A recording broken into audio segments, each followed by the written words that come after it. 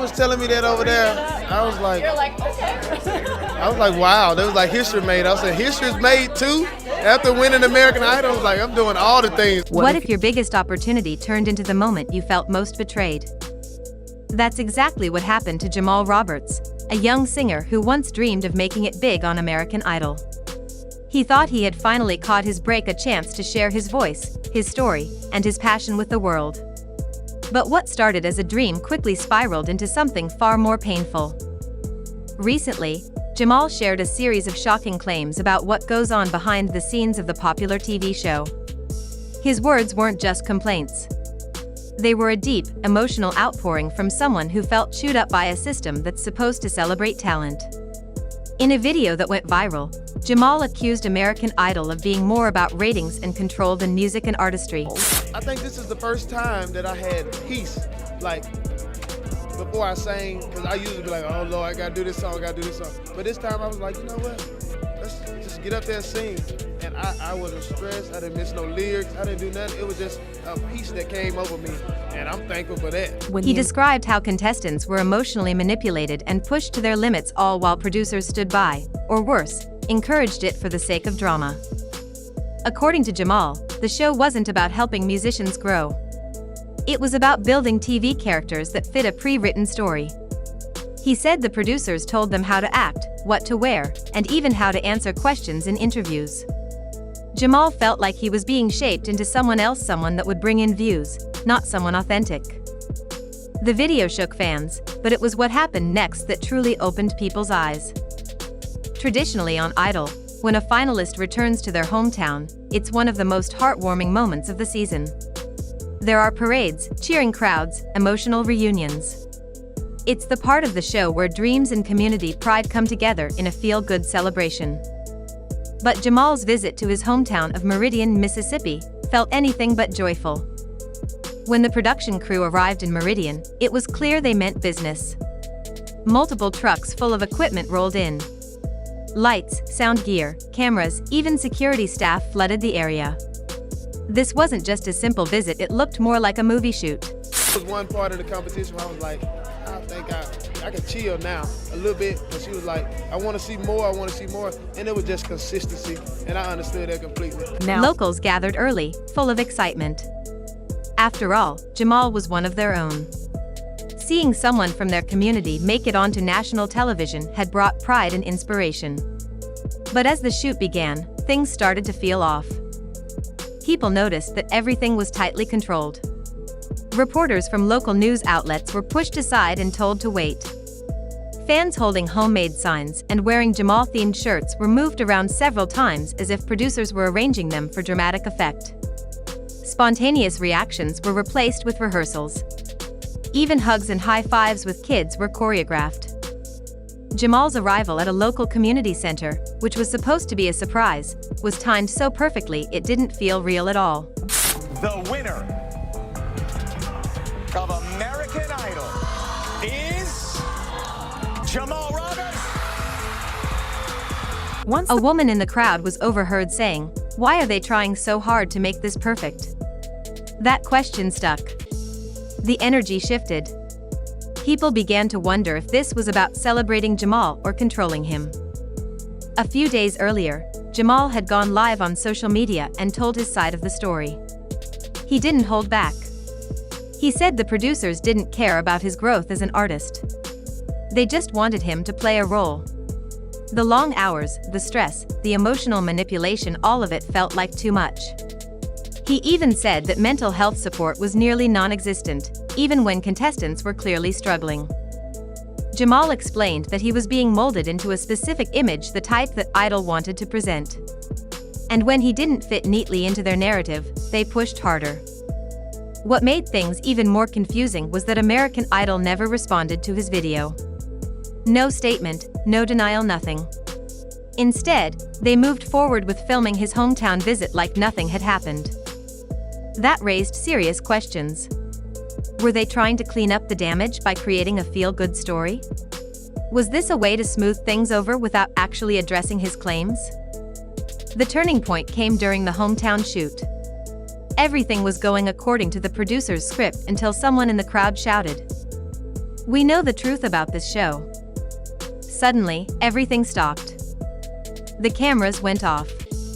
Producers rushed to the area where the voice had come from. Security stepped in. People began pulling out their phones, and the crew pleaded with them not to record. The whole mood changed. What was supposed to be a polished, cheerful segment now felt tense and unpredictable. Jamal looked stunned. He didn't wave. He didn't smile. He just stood there, scanning the crowd, clearly affected. For the first time, the mask slipped and people saw not just a contestant, but a young man caught in something much bigger. It wasn't just about the person who shouted. It was about what that moment revealed. People had heard Jamal's story. People believed him. And now, they were speaking up too. They tell me that it'll settle in probably later on tonight or in the morning or something, but I'm just like, I'm in awe. This has been a dream. God is good, and I'm so thankful. I'm grateful for every opportunity. I'm thankful for American Idol. Everybody that's played a big part in this moment, I love you, and I'm just grateful. Once things calmed down, the crew tried to continue filming. But something had changed. Behind the scenes, messages allegedly from crew members started showing up online. They described conversations between producers who were trying to figure out how to manage the situation, how to present Jamal as humble and emotional, but not angry or rebellious. Every part of the shoot was rehearsed again and again. Not to make it look good, but to keep anything real from sneaking in. Jamal asked for more freedom, like being able to talk casually with fans or walk through his neighborhood unscripted. But every time, the answer was no. As the day went on, even the locals noticed something was wrong. Jamal seemed distant. His usual warmth was gone. His smile didn't reach his eyes. One woman later said, he looked like he was somewhere else the whole time. What was meant to be a tribute to his journey started to feel more like a trap. Later that evening, after filming ended, Jamal met quietly with a small group of local journalists, a few trusted friends, and longtime supporters. Away from the lights and cameras, he finally let his guard down. "I never imagined coming home would feel like walking into a storm," he said softly. He talked about the emotional toll the show had taken. About being told who to be, what to wear, when to speak. About losing himself in the process. At first, he played along. He thought it was just part of being on TV. But the deeper he got, the more he realized the cost. "They want to package me a certain way," he said, "but I want to be real." That line hit everyone in the room. This wasn't just about editing or branding. This was about someone's identity, someone's truth. Jamal hinted that there were even more secrets. Things he wasn't ready to share yet. He warned that if the public knew everything, they wouldn't be cheering. Then he dropped one last bombshell. He claimed some of American Idol's most famous judges knew exactly what was happening behind the scenes. He didn't name anyone, but said they weren't just sitting on the panel. They were part of the system, sometimes directly, sometimes indirectly, but enough to know what was really going on. After that night, word spread quickly. Some fans defended the show, saying that's just how reality TV works. But others began rallying behind Jamal. Online petitions appeared, demanding that Idol release the unedited footage from his hometown. People wanted the full story. As the American Idol finale approached, rumors swirled. Would Jamal go off script during the live show? Would he finally speak his full truth on national TV? Insiders said he was considering it.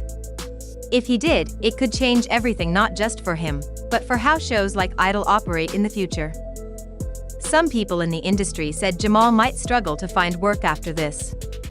Others believed his courage could make him a much-needed voice, someone willing to stand up and speak out in an industry that often demands silence. As the finale draws near, one thing is certain: this is no longer just a singing competition. It's a story about control, truth, and the fight to be seen for who you really are.